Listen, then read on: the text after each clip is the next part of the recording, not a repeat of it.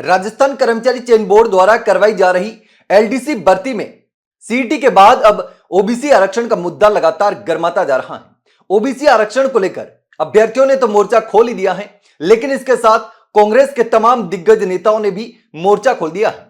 चाहे अशोक गहलोत हो, गोविंद सिंह डोटासरा हो, हरीश चौधरी ने भी इस पूरे मामले को लेकर जबरदस्त तरीके से सरकार और विभाग पर हमला बोला है।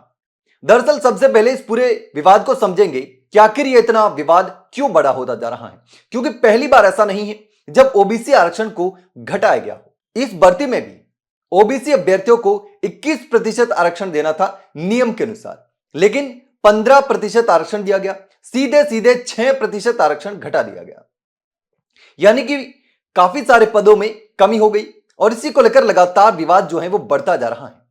अब अभ्यर्थियों का आरोप है कि 21% की जगह 15% आरक्षण क्यों दिया गया, आखिर किसने 6% आरक्षण खत्म कर दिया, काट दिया। अब पदों की संख्या में भी कमी हुई है।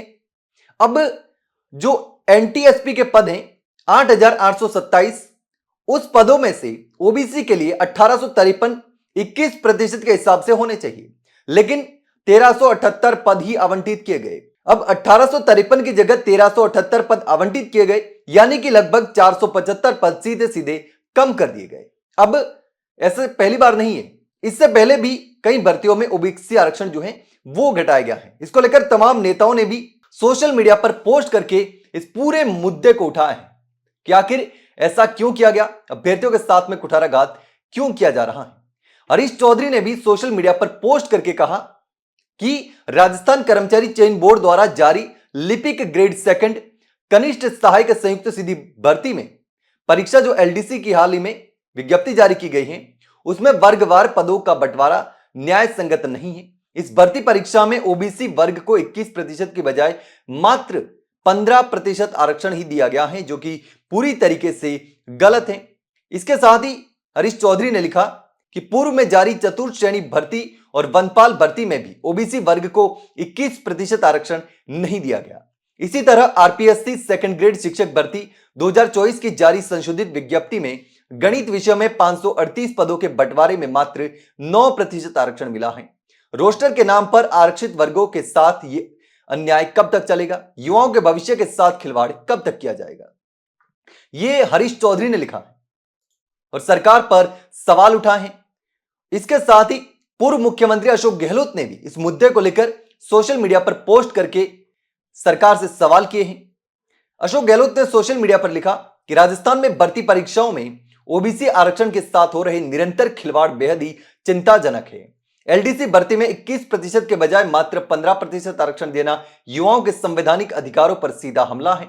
चतुर्थ श्रेणी वनपाल और सेकंड ग्रेड भर्तियों में भी इसी तरह नियमों की अनदेखी कर आरक्षित वर्गों के साथ गलत किया गया था, यह अशोक गहलोत ने लिखा। इसके साथ ही गोविंद सिंह डोटासरा ने भी लिखा कि यह भर्ती विज्ञप्ति नहीं, ओबीसी के युवाओं के हक पर भाजपा सरकार का सुनियोजित प्रहार है। राजस्थान कर्मचारी चयन बोर्ड की भर्ती परीक्षाओं में ओबीसी के हक पर डाका डाला जा रहा है। इन्होंने भी लिखा कि एलडीसी भर्ती में 21% की जगह 15% आरक्षण दिया गया। यह कोई तकनीकी भूल नहीं बल्कि संवैधानिक अधिकारों पर खुला हमला और पिछड़े वर्ग के साथ घोर अन्याय है। यह गोविंद सिंह डोटासरा ने साफ तौर पर लिखा है। यहां पर इस टेबल के माध्यम से भी समझ सकते हैं, यह जो विज्ञप्ति है सरकार की, इसमें ये जो 8,827 पद हैं राजस्थान अधीनस्थ कार्यालय के द्वारा जारी किए गए गैर अनुसूचित क्षेत्र के लिए, इसमें ओबीसी को जो पद दिए गए हैं वो 15% पद दिए गए हैं। सामान्य को दिए गए हैं 929, सामान्य महिला को 343, विधवा कोटे में 95 पद हैं और परित्यक्ता में 11 पद हैं। इसी तरीके से अब ये जो है हॉरिजॉन्टल रिजर्वेशन जो दिया गया है दिव्यांगजन, राजकीय कर्मचारी और भूतपूर्व सैनिक, ये निकाल दे। अब दोनों को मिला करके 10,000 से ज्यादा पद हैं। तो ऐसे में ओबीसी आरक्षण में जो ये पदों की कमी की गई है, आरक्षण घटाया गया है, सीधे तौर पर 6% आरक्षण कम किया गया है। तमाम नेताओं ने, कांग्रेस के तमाम दिग्गज नेताओं ने सवाल उठाए हैं, लेकिन अब देखना होगा कि ये जो पदों में कमी की गई है, रिजर्वेशन सीधे तौर पर घटा दिया गया है, 6% आरक्षण कम कर दिया गया है, 21 की बजाय 15% आरक्षण ही ओबीसी के तहत जो पद है वो आवंटित किए गए हैं। ऐसे में इस पूरे मामले पर आप क्या सोचते हैं, कमेंट सेक्शन में कमेंट करके जरूर बताना। वहीं अगर जानकारी अच्छी लगी हो तो वीडियो को लाइक और शेयर जरूर करें। हाँ, चैनल को सब्सक्राइब करना ना भूलें। फिलहाल के लिए इतना ही, जल्द मिलते हैं एक नई जानकारी के साथ, तब तक के लिए नमस्कार।